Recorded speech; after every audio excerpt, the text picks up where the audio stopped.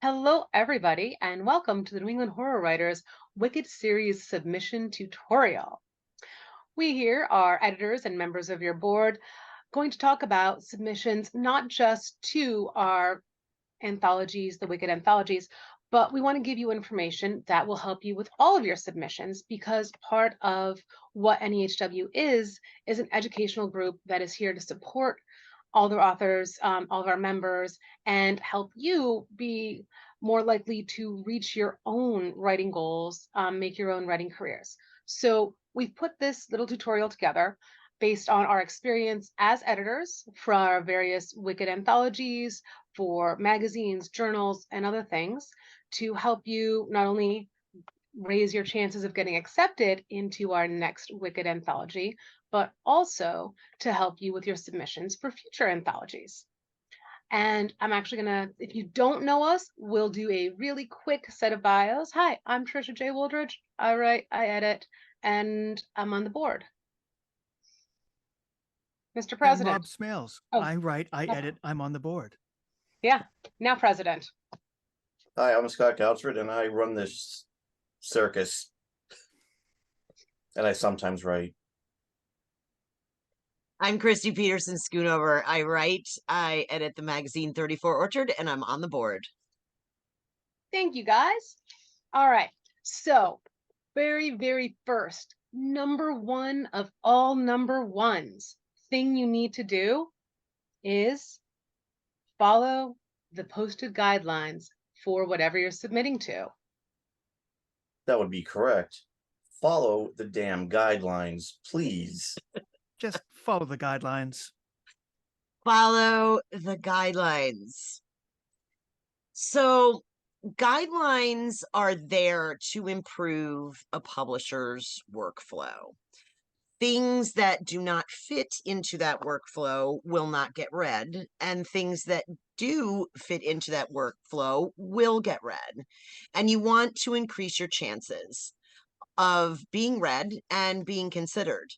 The other thing that is often forgotten about guidelines is that when you are preparing your manuscript and your cover letter and all of that, that is somebody's first impression of you, even if they know you. So you want it to look as professional and as cleaned up as possible. There are a few things to do to help you ensure that guidelines are followed. You can print the guidelines out.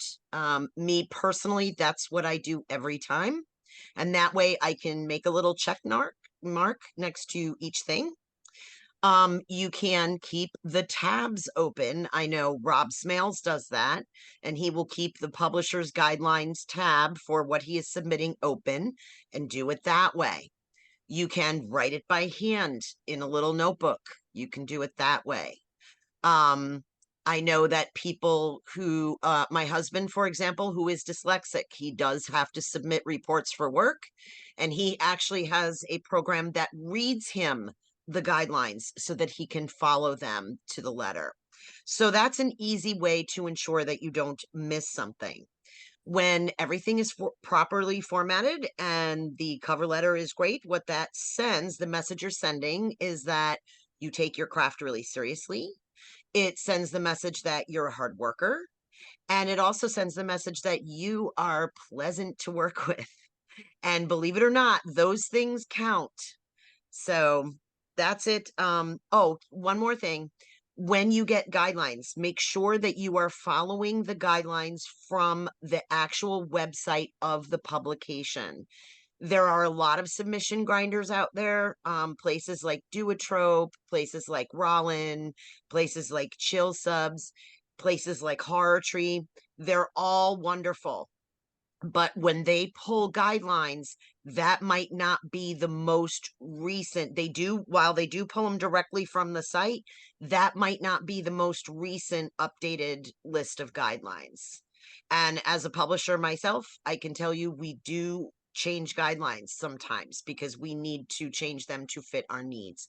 So make sure you're getting those guidelines directly from the source and read them carefully. And if you have a question that is not addressed in the guidelines, there's usually a contact email so that you can write to people. but I really would refrain from doing that unless there is absolutely a question in those guidelines that is not answered. And I want to add on a personal note that especially when we're looking at the submissions for the Wicked anthologies, we know all of you. And at least for me, I was really kind of hurt when I'm getting submissions for something that I've editing, that I've put hours into these the guidelines to try and make them as clear as possible. And I'm doing this in between, my other jobs. So it was really kind of hurtful when people I know are sending me, are specifically not taking the time that I put in to make it clear and respecting that. So, especially if you know the editor, it means a lot to them that you have respected the work they put into to make those guidelines, and that you are respecting their time as an editor, as a friend in some cases, by following those guidelines. And I know sometimes people rush to send something out with a little bit of anxiety, and I get that. Believe me, I do. When I submit something, I just want it out. But you can use the tools that Chrissy mentioned, printing up the guidelines and going through those as an actual exercise to help with anxiety of submissions, because that is a surefire way to say, all right, I did this right. And you can turn off the brain weasels that are telling you that, you need to worry. So please follow the guidelines. And it may seem that we're driving this home very hard over and over again, but follow the guidelines. Since we're using Submittable now, instead of just using general submissions to our email box, those are blind submissions, so we can find out who sent us the stories, but we don't want to until we've made our decisions on it. So you need to strip out all of your personal information on the title page, and especially in your headers and footers. It got fairly common with the last anthology we did, where we were fixing stuff last minute, and then we were declining stuff, and then we were having stuff resubmitted. And in the past, when we were doing blind subs, Dan would go in and strip all the information out, which is way too much work for Dan to do, because Dan has 800 children. Maybe not 800, but you know what I mean. So follow the guidelines. And even though in the links you're going to find on the bottom for your submission issues, it will tell you to put all your information here, here, and here. We're doing blind subs, so no personal information. We'll have your email address and we'll have your name when we go back and check the submissions. Okay. Shun formatting. See the link on the page below this video. The shun format, and formatting is just a way of setting up and laying out your manuscript, indents and spacing and scene breaks and all of that stuff. Shun forms the basis for nearly all fiction submission calls, not just ours. So if you don't know what it is, you need to find out. And like I said, see the link below. Some publishers follow shun pretty much directly, but some have little tweaks and preferences of their own, and they'll lay those out in their submission calls, often referring to shun as the base. For example, use shun formatting except for this, that, and the other. If you're already following shun, you just have to worry about those exceptions, not trying to figure out how to correctly format the whole thing. Our exception to shun is what Scott just said. You're going to remove any and all identifiers from the document you submit. Other than that exception, shun it up. Your publishers and editors ask for this for a reason. If everything comes in the same standard format, it makes it much easier for us to read when we're moving from one submission to the next and then to the next. You want to make it easier for us, or for anyone that you submit to, because making it easier to read makes it easier to like. And when people, and at the end of the day, editors and publishers are people, when they like your work, it makes it easier for them to publish your work. Trish?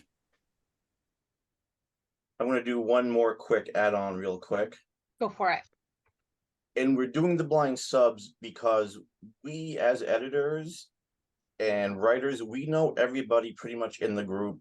We know whose writings we like, etc., etc. So there's always a little chance of having a bias if we know who's written that story. So that's why we do blind subs. Mm-hmm. Exactly. And I'm really glad that we do that. Because again, I know a lot of you, and I want more people to submit to us, and that gives everyone a fair footing. It gives an equity between writers. So yes. And the last thing that I wanted to talk about specifically with formatting and instructions, before you submit your work, the last thing that you should do for the manuscript, before you do your checklist of that you follow the guidelines, is do a really close proofread of it. And there are a couple tricks that I want to go over with you guys on how to do that. The first and most often is to read it out loud to yourself. If that's something that you can do, like, because I know some people have issues with reading out loud for other, limited ability. If that's something you can do, highly, highly, highly recommend it. You will catch so much. You will catch your repeated words. You will catch when you've messed up a sentence, when you have too long sentences, when your paragraph doesn't make sense. There's so much that you can do if you read it out loud. So if possible, read it out loud at least once, a couple times if possible. If that's not doable, there are also programs, also links below, on how to have various programs read it out loud to you. So listening to these programs read it out loud, you will hear the errors that there are, because that forces this break between what your brain thinks you wrote and what you actually wrote. And as as an editor of over 15 years, I still do this with my work. I know what I want to write, and if I don't read it out loud, or if I don't, the other tool that I put out there is read it backwards, sentence by sentence, which also pulls you out of that mind frame of I know what I wanted to write, and oh, this is what I actually wrote. If I don't do that, my writing's not as good as it could be. So, even when you're a professional editor, we do these things with our own writing. all the So, time. yes, find partners that will read out loud to you. Sometimes I'll do that with my writing friends. We will take turns reading little passages back and forth to each other. And that's how we proofread. So reading out loud, either to yourself or with a partner. Use a recording program, read it out loud and listen to it back. Audacity is a program that does that very well. Or read it backwards, sentence by sentence, which is to say, use one of the tools that are available to distance yourself from the writing and allow yourself a more editorial perspective on what you've put on the page. And that, again, makes a huge difference in your overall quality of writing, because we all here want to be great writers. I believe that. I believe we all want to put out our best work. And these are tools that you can use to do that. So do those. And then when we get them as editors and we see, oh my God, this is great. I don't have to put any work into this. I love you so much. That's like going in our hell yeah file. So do some of the things that you want to use. Oh yes, I forgot to. Some of the programs are called NaturalReader, TalkButton, Browsealoud, and Readspeaker. Again, all those links will be down below so you can check them out. Right. So a little bit more specific on manuscript formatting, Chrissy. Yes, so some of the things that we have noticed specifically that should be addressed are we see a lot of spacing between paragraphs. So in other words, you have a paragraph and then a space and then another paragraph. You really need to not put spaces between paragraphs. What it does is it creates a distraction from the flow of the read, and that can pull, whether it's an editor or maybe even just it's a regular reader, that can really yank someone out of out of your world. And part of the reason that shun is there, and part of the reason that there's a specific way to format, is that we need to try to get readers and editors to feel like they're actually not reading, right? We want them to go somewhere else. So by having things like extra spaces in between paragraphs, indents that are off, this can create a problem with ripping the editor out of the story. The problem now is that Word has a default. And so when you're typing in Word, it will automatically create a space between paragraphs, at least on later versions of Word. On earlier versions, it won't. You can fix it, and you can reset your defaults. If you do not know how to do that, we are living in a wonderful era, and it's called the age of the internet and the age of Google. And anything that I do not know how to do on any program, whether I still use Publisher for 34 Orchard or Word or something like that, I go ahead and Google it. And you'd be surprised, just about every question you want answered. And the beauty of finding it on Google is that it's literally like steps. So it's like step 1, go here and do this. So that can be super helpful. I know that personally, if I get a manuscript at 34 Orchard and there's the spacing in between the paragraphs, I tend to maybe not read it, because it is so little effort to just figure out how to fix it. And also with poetry, another silly default with Word is that it will automatically capitalize every first line. Every capital letter of your line when you're typing poetry, it will, or sentences, it will automatically capitalize. So you can either, type your poetry and then go back and change it by hand if you like, because I know poetry is an interesting little animal and that it's very different.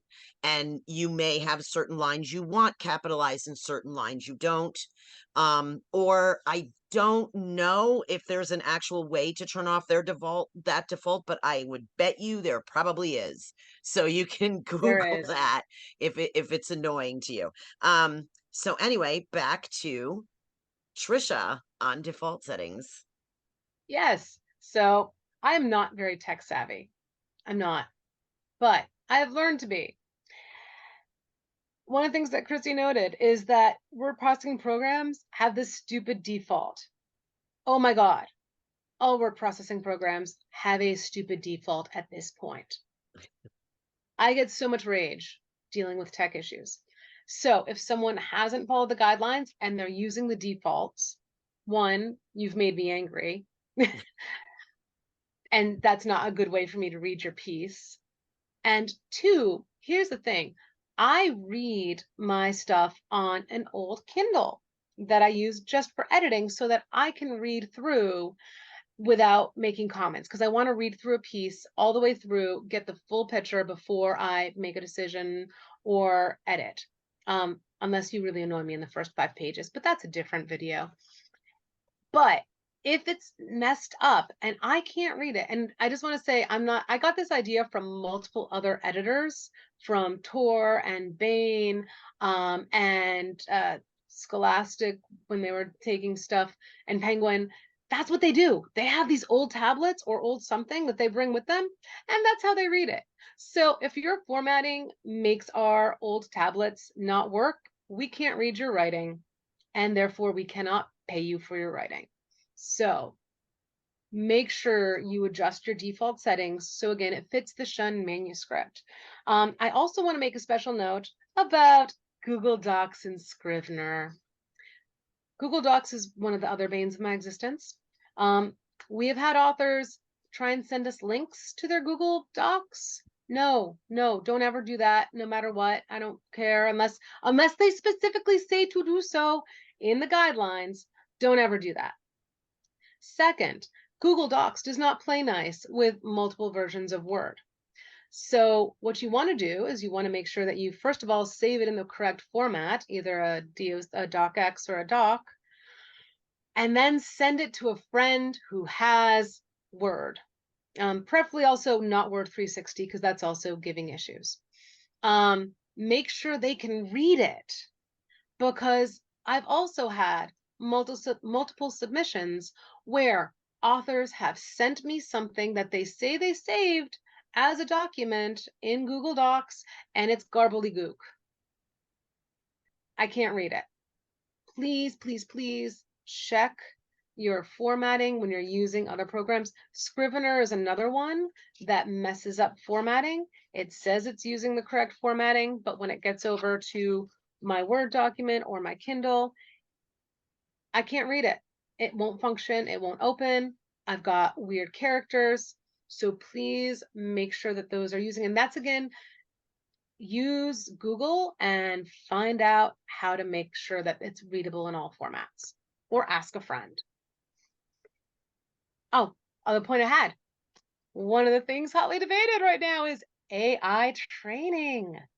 If you're using Google Docs and other things like that, it's questionable on whether or not they're using your fiction to train their AI or, help others with their AI. Just wanted to toss that out there, so that you should probably get your own word processing program and not depend on something like Google Docs. I'll get off my soapbox now. Oh wait, I'm still talking. I am going to talk about grammar and mechanics.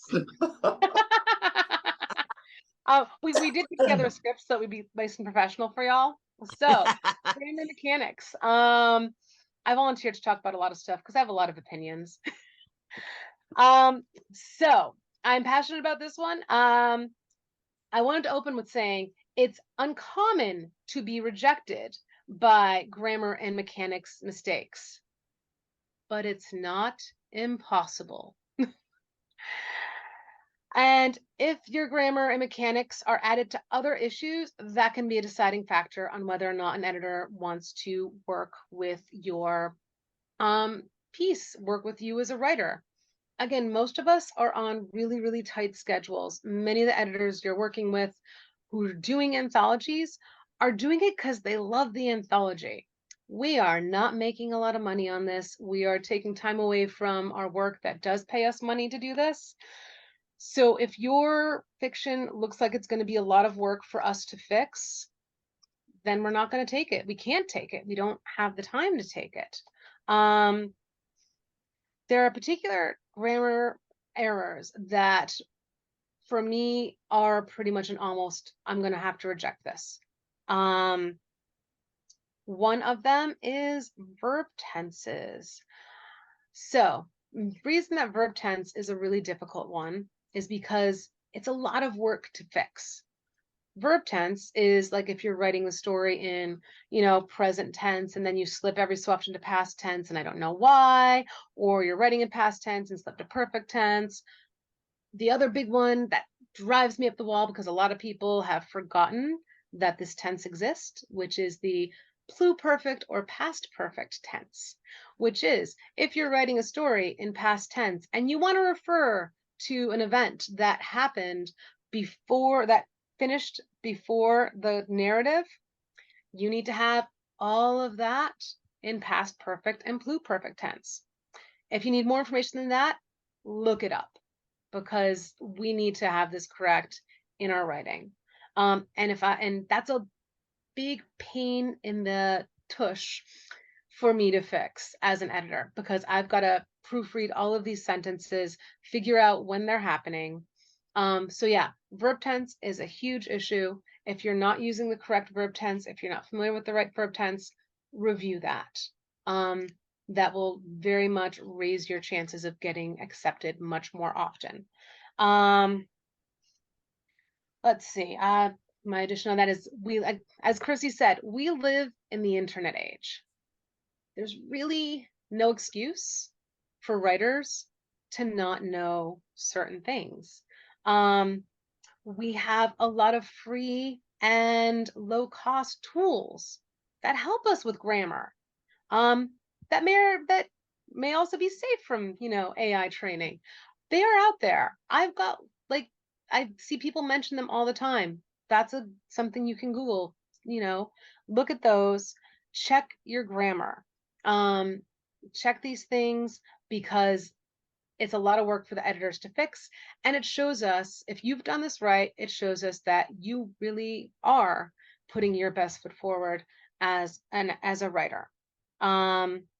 So that's the one grammar thing that I want to talk about. Scott, you want to talk about dialogue?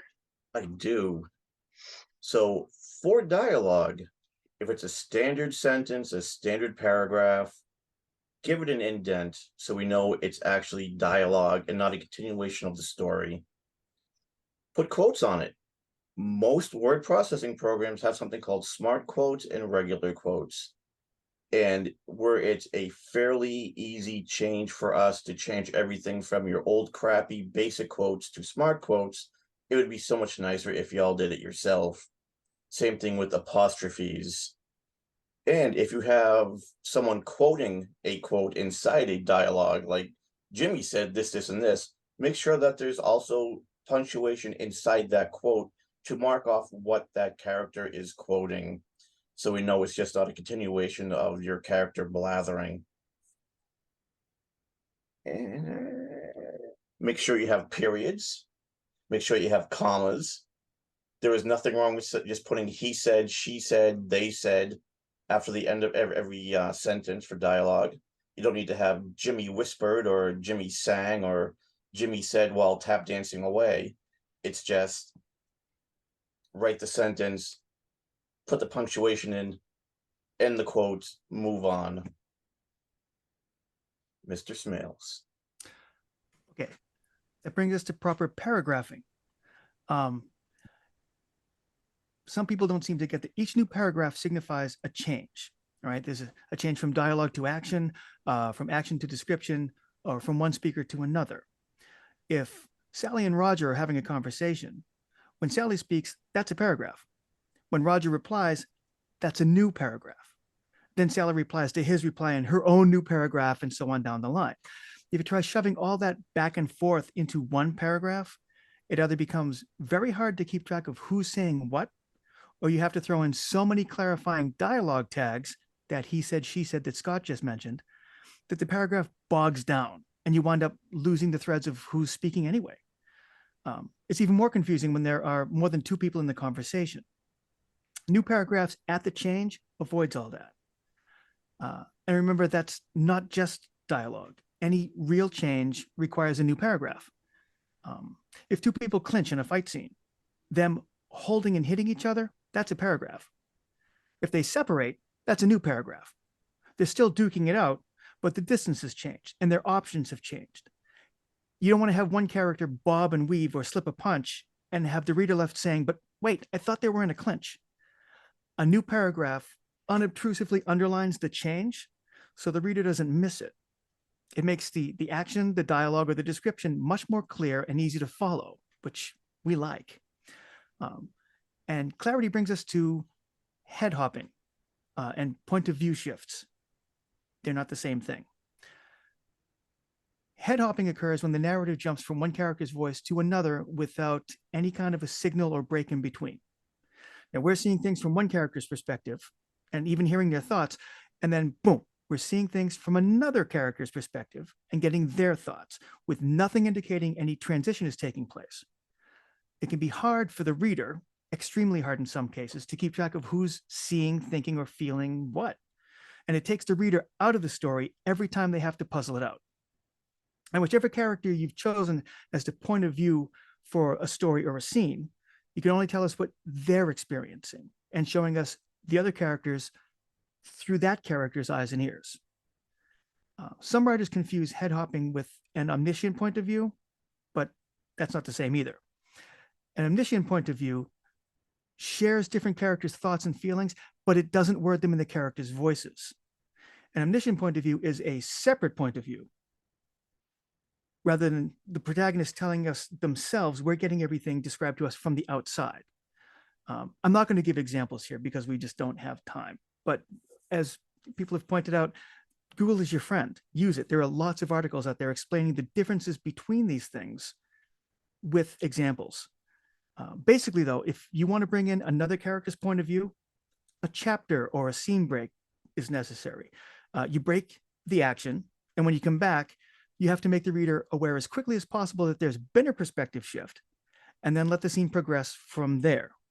And once you establish who the point of view character is now, everything you tell us has to be something that character, and only that character, can either experience or observe.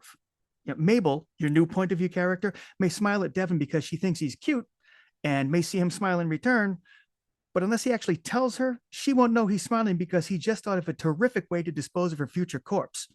That's in his head, and it'll stay hidden in there until he either says it out loud or there's a break so the point of view can shift to him. Sound logical?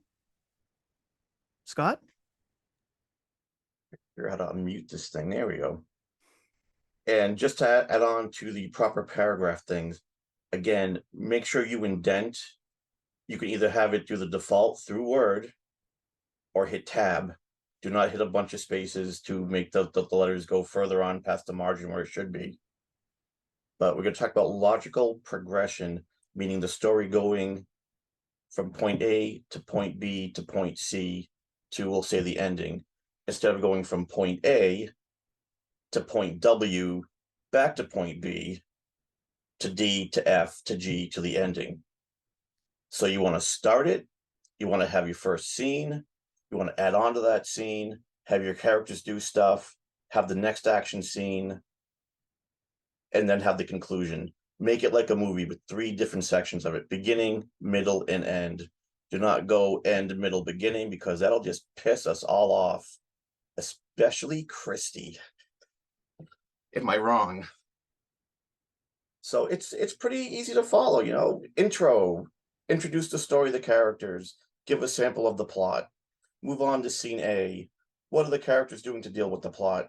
Scene B, more of that, what character doing what, keep the point of view focused, and then have the ending, what the characters are doing to conclude their part of the story, and then end it logically. Unlike just have everyone, you know, drop into the ocean or fall out of an airplane or have anvils fall on them or something like that. So basic progression, keep it smart, keep it simple, keep it moving. Or as when I first started this whole writing thing, give it a kiss, keep it simple, stupid. Christy? Can I add a real quick thing? I was going to say, with logical progression also, there are ways, like people, I'm waiting for people in the comments to write about something like, say, Memento or the many other stories that go. There are ways to tell a story. There's still a logical progression to the plot, even though the events are happening out of order. It can be done. It requires a lot of work. It requires a lot of attention as a writer. It's doable. And if you want to do it, go ahead and do it. But please put the work in to make sure it still makes logical sense. And again, there's some great resources out there on how to write a story out of chronological order and still make it logical. And if you can do it under the word count for that particular short story or novella or chapbook, whatever you're writing, go for it. But yeah. Google it. All right. Now, Chrissy. Sorry. Okay. No, that's a great point, Trisha. Clarity is really important. And, you know, I know this wasn't in the notes, but it is really cool when you have something that's beautiful, beautifully written, and something that is unique, and something that maybe you're trying your hand at something that really maybe you haven't seen before, hasn't been done before. But the most important thing of all is that your reader and the editor needs to understand what is happening in your story. If you get confused, if the reader or the editor gets confused, that's going to be a no. Okay, so I just wanted to talk briefly about repeated words in the same paragraph or sentence. This one is really important. And I will say it's one of the toughest things to detect unless, as Trisha was talking about, reading it aloud or using, you know, your tools to read it to you. That's when I always pick up, you know, a double word. For example, you'll have a paragraph and you will have the person use, or the writer will use the word door 3 times in the paragraph. Those sentences can be reworked. Those paragraphs can be reworked so that you're really only using the word door once, maybe twice.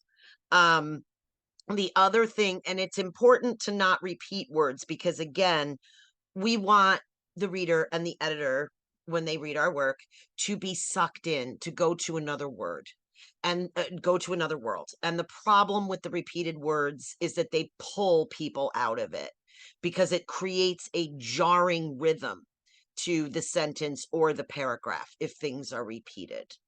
The other thing I wanted to mention are big ticket words. Now, what is a big ticket word? Okay. You really only want to use in a short story, possibly even a whole novel, depending on the word that you're using. You really only want to use what's called a big ticket word one time. A big ticket word is a word that it sticks out because it's very specific. Here's an example of a big ticket word. Gossamer. Discombobulated is one. You know, if you see the word if I read the word discombobulated 3 times in a short story, that kind of really stands out to me.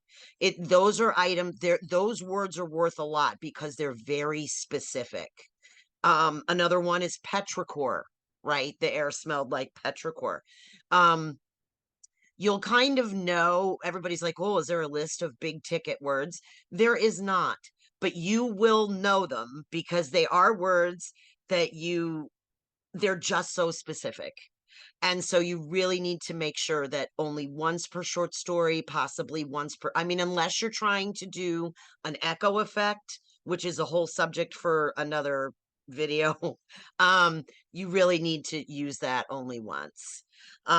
So that was pretty much my last thing about that. And again, those are most easily caught if you are reading things aloud, reading things backwards, or having it read to you. That is when that's when I catch, oh my God, I used the word door twice in one sentence. I usually will only catch that on my reread because, as Trisha was saying earlier, our brain automatically fills things in. And that's why. And again, nobody is perfect. No editor is expecting you to be perfect.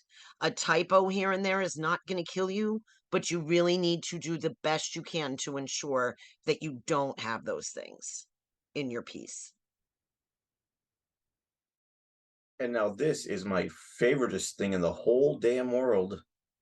What other people call wandering body parts. And that is a body part doing something, doing an action by itself. As an example, Jimmy's eyes rolled to the back of his head.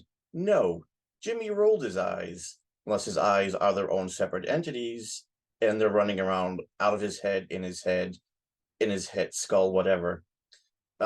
Bill's trembling fingers did this. Like, no, Bill was making his fingers tremble as he was reaching for his coffee mug. That type of thing. So there should be, instead of the body part doing something, you need to have the character controlling that body part doing the action. Bill moved his leg. Bill's leg didn't move by itself. Trisha's hair was flapping in the wind. No, the ceiling fan was causing that. Trisha cannot control her own hair, which sounds bad, but you know what I mean. So keep your body parts with the person and not running around on their own. There is a course, I'm not sure if it's still on the interwebs or not. It's called Before You Hit Send. And that's where I found out about wandering body parts because I was doing it all the time. Next. Oh, we're moving on to what we don't want. Yes. Let's move on to what we do not Rob, want. that's you. Things we don't want, because we're looking for short stories. We, in our submission call, we don't want novellas. They're too long, obviously. We don't want screenplays. Screenplays are formatted very differently from short stories, and that's not what we're looking for. We don't want vignettes. A vignette is a snapshot or a glimpse, a single scene that's designed to give a distinct impression of whatever it's describing, but it lacks a beginning, middle, and end. Now, a vignette might fit our word count, but by definition, they're not short stories, and that's what we're looking for, stories. Flash fiction. If you're good, your flash does have a beginning, middle, and end, but they're short and punchy, and they're not a good fit for what we're trying to put together. And finally, chapters or scenes from larger works. Okay, every smaller bit in a larger work is actually striving toward the overall goal or end, or whatever it happens to be, of the overall story. And individual chapters or excerpts tend to refer to things that are within the story, but outside of themselves, which kind of causes confusion. And chapters are often designed to give them a leave them wanting more attitude. That, surprise, surprise, leaves people wanting more. In your book, that's good because it urges a reader to keep on reading. In an anthology, it's not that great because you leave them wanting more, but we don't have it. We only have the excerpt. And that unfinished feeling isn't something we want in the book. So we'll pass. Trish?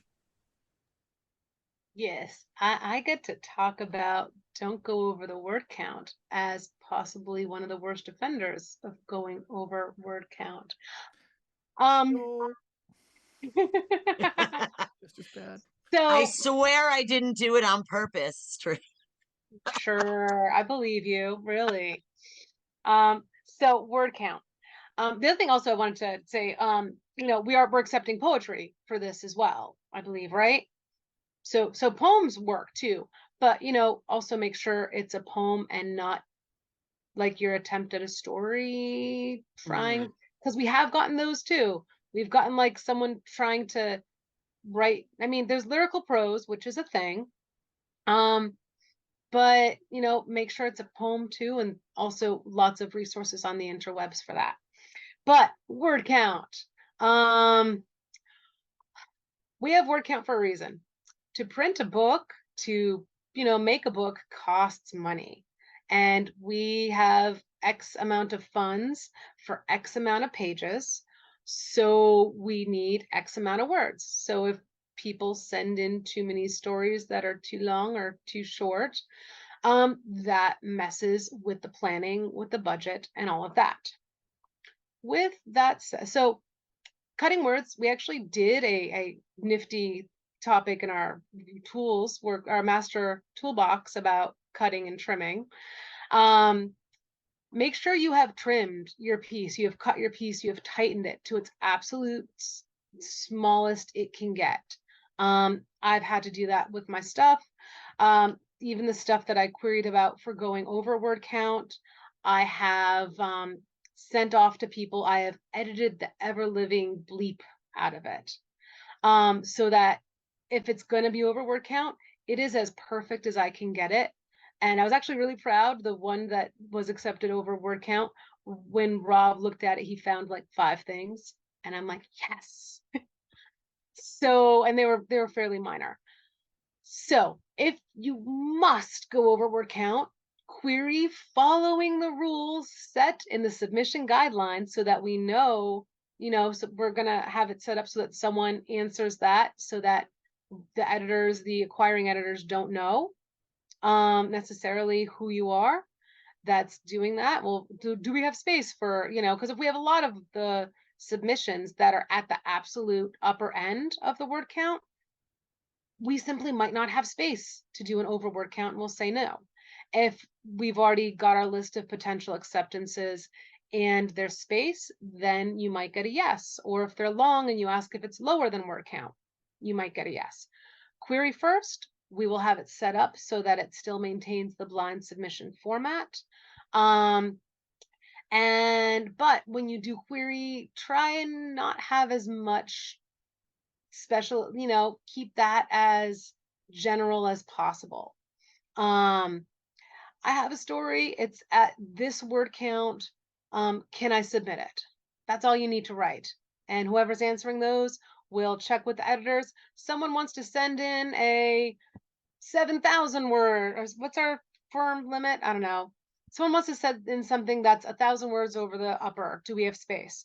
Or someone wants to send in something that's like 500 words shy of the lower. Can we do that? Most times we'll say yes. But the query, first of all, is a very professional, respectful thing to do.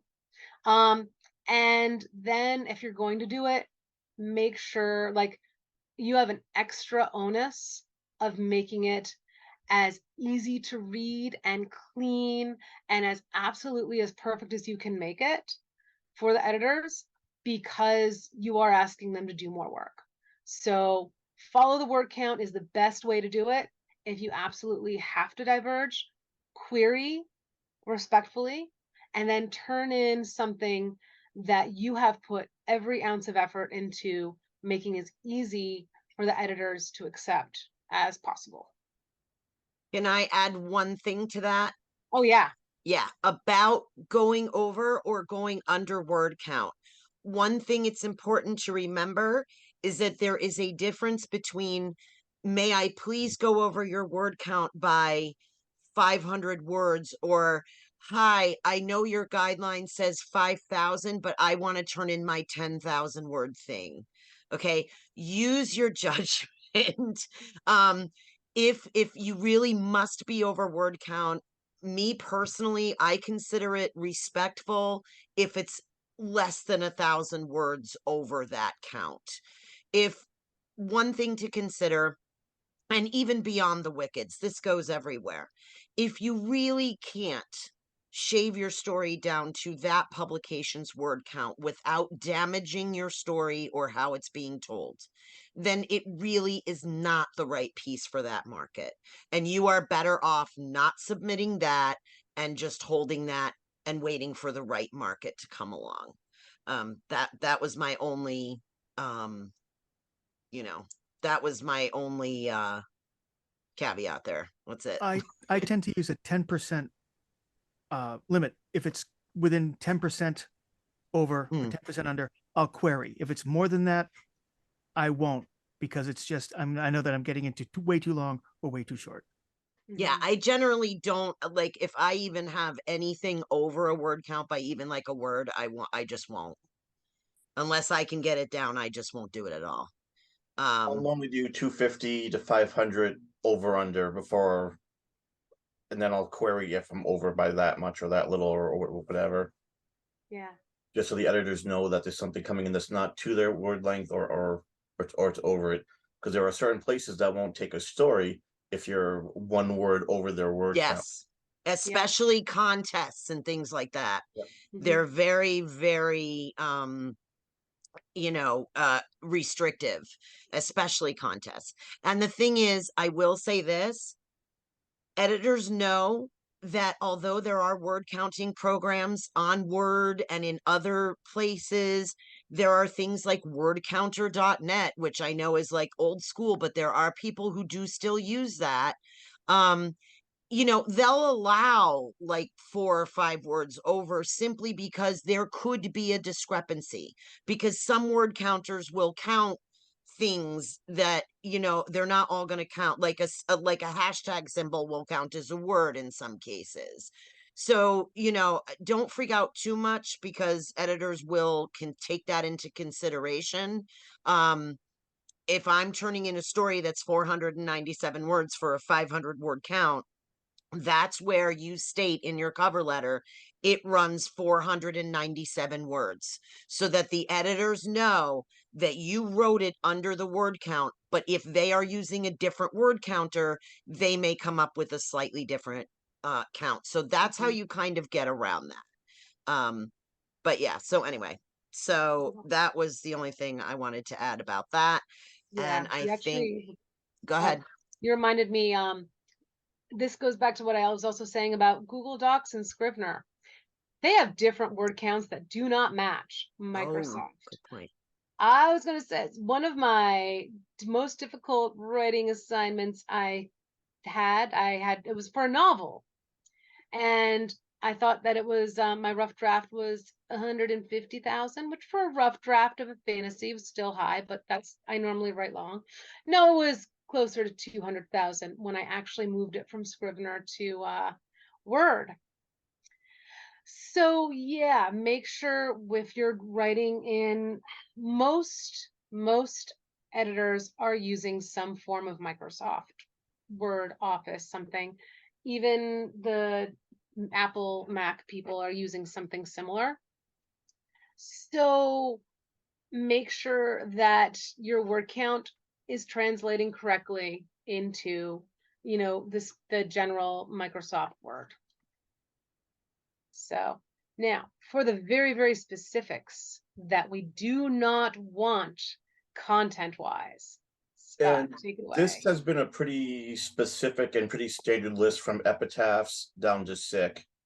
So what we don't want is anything extreme. We're not an extreme horror group. We don't put out extreme anthologies. If we ever do, we'll have a wicked extreme, but I won't be in the group. So whoever's next in line after me can deal with that. But we do not want torture porn. Think Eli Roth for torture porn, that type of thing. I can't think of the name of the movie. Anyway, It was the cannibal one. Or the Saw. cannibal movies, the Hostel. Hostel. No, I was thinking of the German one where he was sewing people's butt to Human mouth. Centipede? Thank you. Human Centipede. Also extreme horror. We don't want any of that. We want no pedophilia. If we see it in a story, we're just going to reject it without reading the rest of it. No bestiality. No sex with animals, please. Even if it progresses the story along, just blur it out for us so we don't have to force ourselves and our readers who will be reading this after the fact to look at that stuff. Stereotypes. Y'all can figure that out. Pornography. Keep it R or keep it PG-13. PG-13 is preferred for these anthologies. We want to keep them vaguely child-friendly because I know people buy them for their kids and they don't need to see fluids and things being inserted and etc., etc. Depictions of rape. Enough said. We don't want it. You'll get rejected on the spot. No racism, no homophobia. Again, it's going to be the same thing. If any of this triggers us, and I think that we're pretty lenient towards a lot of things to what we can read, if it bothers one of us as editors or as readers, then you're going to get rejected. And keep that in mind for not only the Wickeds, but for every other anthology that you're submitting to, which comes down to follow the guidelines. And if I can add one thing to that, Scott, if you do need to have, if a sex scene or a sexual relation between two people is very important to moving the story forward, you can do a little research on what's called the kiss to cigarette routine, which means that you imply that they are going to go off and do something, and then you end the scene right there before they do it and move on to the next scene after that. And that's a perfectly acceptable way to do it. It's been done for many years. It's pretty popular in a lot of things. So if a sexual situation between two characters is really necessary, that is an excellent way to do it. And in fact, you've probably read it in a lot of short stories and and novels, and you've probably also seen it in a lot of films where, it's implied they're going into the bedroom, they close the door, and boom, you know what they're going to do. So we're not saying, oh, your characters can't have any kind of relation at all. That's not what we're saying. We're saying just figure out a classy way to do it. Right. And if we ever decide to do a wicked erotic or a wicked squishy or a wicked drippy, that's for you, Rob. Thank you. Then we'll deal with that when the time comes along. That's disgusting. I've been hearing wicked drippy for going on 5 years now. Sorry, man. No graphic depictions of murder or violence against children or animals. Again, we have children, or we have younger cousins, our own children, who may or may not be reading the books. We don't want them reading about other kids being cannibalized and murdered and run over by buses or giant oil trucks while chasing a kite. Little hit to Stephen King there. And on that note, I'm gonna shut my cake hole and let Rob take over. I'm just going to say that we don't want to see any tired tropes. A particular class, religion, or demographic is inherently evil and is the big bad of your story. Cardboard cutout or character stereotypes of genders or ethnicities or religions or psychological states. Yeah, that if you've seen it 1,000 times, there are lists out there, and I'm not going to try to list them all, but there are the what is the trope changes as the times change, and there are lists out there that you can find that are writing tropes.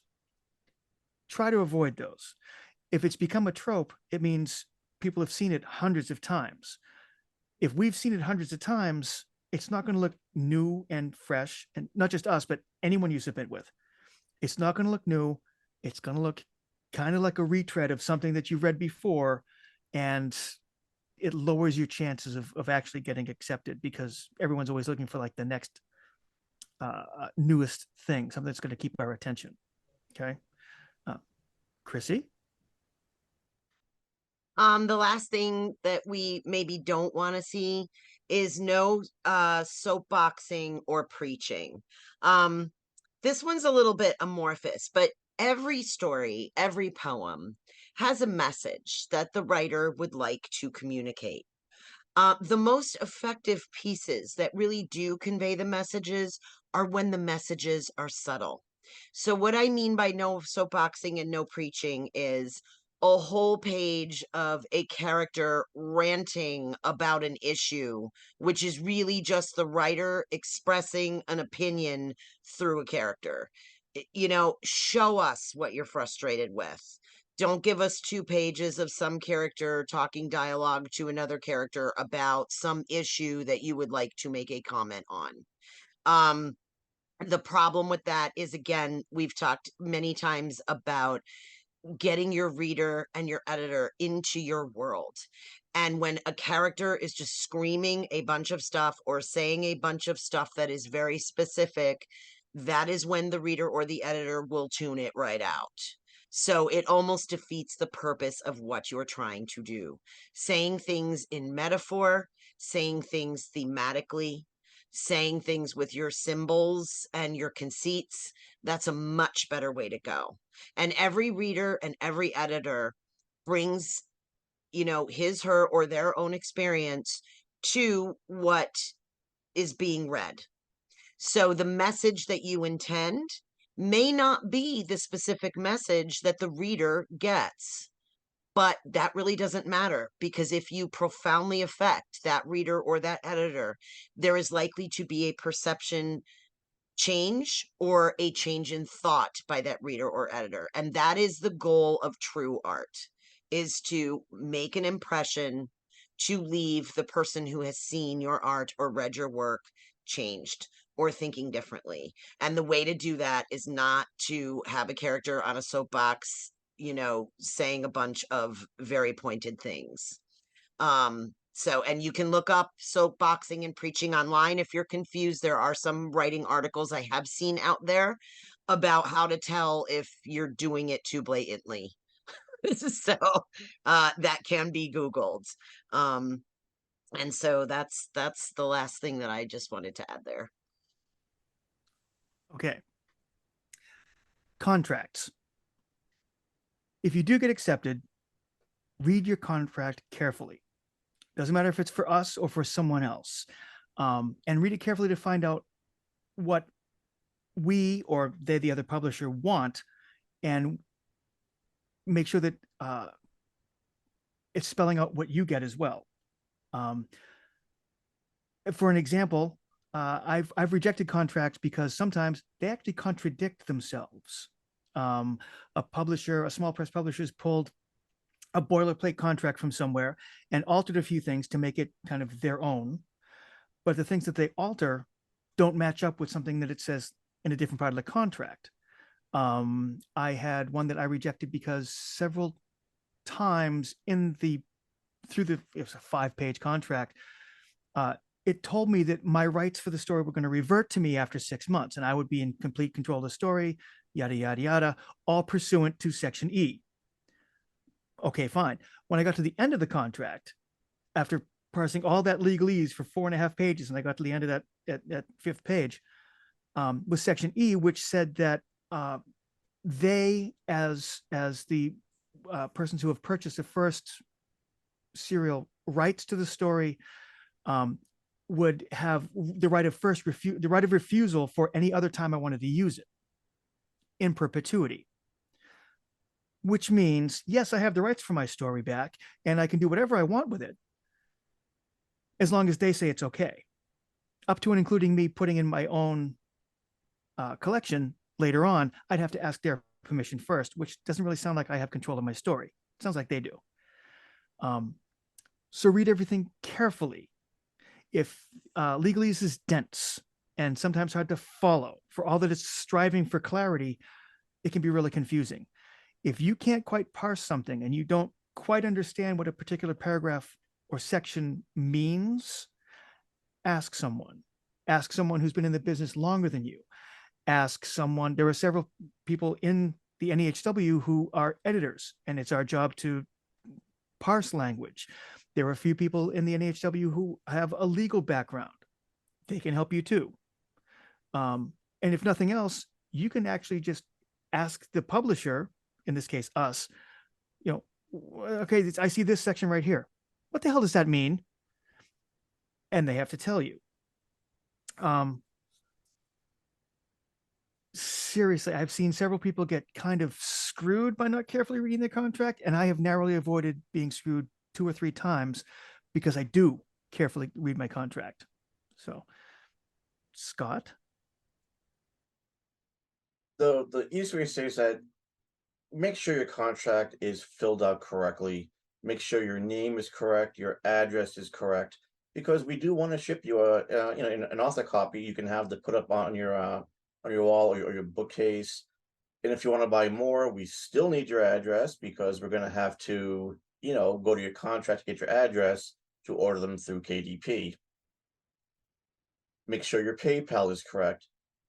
We do not pay by Venmo or by check. We pay by PayPal, because that's what we're set up as doing, and that's what we continue doing for the immediate future. So make sure you have your correct PayPal address on our contracts and on other publishers' contracts, because they actually want to pay you for your words, because you have worked your ass off for getting the story done, getting the edits done, getting the galleys, getting it proofread, etc., etc. So make sure your contract is filled out properly. It's got the right amount that you're getting paid on it. It's got your signature on it.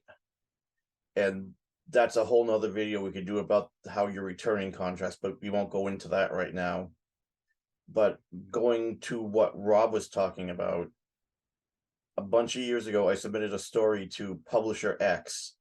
Publisher X had used our old contract for one of our anthologies, word for word, except he took the title off. So instead of Wicked whatever, it was anthology name.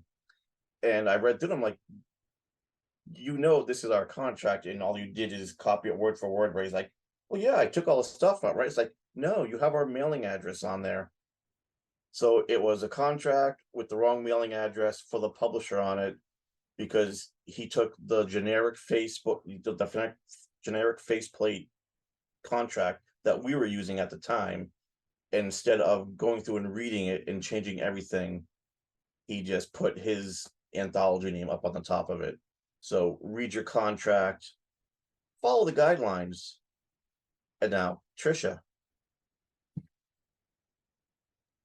So the last thing that we want to talk about in regard to submitting this, because also we've had to reject people based on them not filling out their contract or not being able to fill out their contract, or that has happened. So yes, fill out the contract in its entirety. Also, I know some people do not like using PayPal. Unfortunately, for most of the publishing programs that we use for payment, for taxes, and all of that, those all get tied to PayPal. So many publishers still depend on PayPal. Get a PayPal account, make a throwaway bank, make a separate, if you're worried about money and all of that, have a separate bank account that you tie it to. We're not the only publisher that only uses PayPal at this point. Very few cut checks. So it's worth getting, making a new bank account and using PayPal for your publishing. It also helps you when you do your taxes. Where that also, I want to go with that is submit the filled out contract as the publisher requests. So if they say, some of them have a fill outable PDF, great, do that. It is doable even with the free Adobe. I've found that out. It's been some hair pulling, but it is doable. So you can fill out, PDFs if that's what they use. If they say, fill out the last page and send it back with a signature or something like that, that's what you do. Or fill out the contract and send back the PDF of it. Again, you can do that for free on multiple platforms, and it's not, and you can, if you don't have a scanner, I do, it comes in handy, but if you need to if you have to use a phone, take a picture of it, change it to a PDF. You have to do that because a photo of it, first of all, takes up a crap ton of memory. And that doesn't necessarily go through in emails or a variety of things. So if they say, send back a PDF, make sure you're sending back a PDF. And again, I am a cheapskate. I don't like paying for stuff. I have these old programs that I've had for decades now. Yes, you can still change it to a PDF, even if you take a picture of it with your phone. It is doable. Google it, figure it out. Do not send a JPEG of your signed contract. Sometimes you can just do a copy paste into a PDF of your signature. There are ways to do that. If they want you to, if they'll do it as a document, sometimes you can just take picture of your signature or using one of the cursive fonts. That's also allowable. Send it back to the publisher the way they request. Because one, again, you're communicating your respect for the publisher. You're communicating your professionalism as a writer. And that makes you someone they would want to work with again in the future. Christy, you want to close us out? Sure. One additional thing first about sending back the contracts the way they ask. Many times a publisher will ask you, when you send back the contract, please send us, a list of things. It could be a bio, a headshot, a PayPal address separately in an email. Who knows? The name of your favorite way you like to eat hot dogs. I mean, make sure, just like you followed submissions guidelines, that you are also completing their checklist of what they want back. And this is because once we've made that offer to you, we have, again, a workflow system, and we can't necessarily be chasing you down for this person never sent a bio, or this person didn't send this, or this person didn't send that.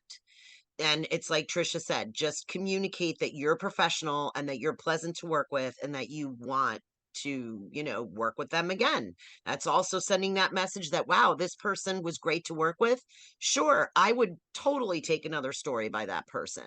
It really only benefits you. And as far as closing us out, we will have links down in the YouTube space for some of the resources. I think all the resources that we've mentioned to try to help you. And we really, really hope that you will submit to Wicked Abandoned and any Wickeds we have in the future, because we are doing this right before Wicked Abandoned call. And we're very excited to read your work. So I think that's it, right?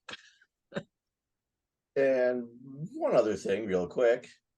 To submit to the Wicked, you must be a paid member of the group. It's $6.66 per year, or you can do for 3 years or 5 years. The details for that is in the featured articles in the NEHW Facebook group. Yes. So just throwing that in there. And also one last thing. You can go to Staples, and if you give them $1 to $2, they'll scan your contract and put it on a thumb drive or device of your choosing, because I've done it before. Yes. And I wanted to also talk about add on to Chrissy. So many of us have worked for anthologies beyond or publications beyond, and both Chrissy and I have gotten submissions from people outside of the US for whom English is not their first language, and they're able to follow our directions. So it does get very annoying when it's people we know and we know ought to be able to follow directions. Don't do it. And we edit beyond the Wicked anthologies. I edit several anthologies where if I remember working with you and you were difficult and it's not a blind submission, I'll be like, yeah, no, I don't want to work with that person. So yeah, you're building, part of being a writer, being in publishing is you're building long-term relationships. Publishing is a small community, and the horror publishing community is even smaller. So positive interactions are what you want. We want to support each other, and we as the New England Horror Writers want to support you, which is why we're making this video. Because we want you to meet your own dreams of becoming the writers you want to be, getting your work submitted and published and out there to share. Anything else you guys want to add? Don't forget the New England Horror Writers Masterclass is coming up in the very near future. Yes, they are. You can find those posted on the Facebook page.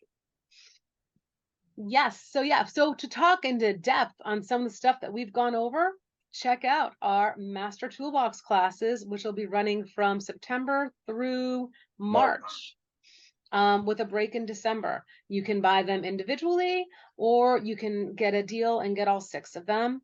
I'm really excited about our lineup this year. If you haven't checked it out, check out our Facebook page.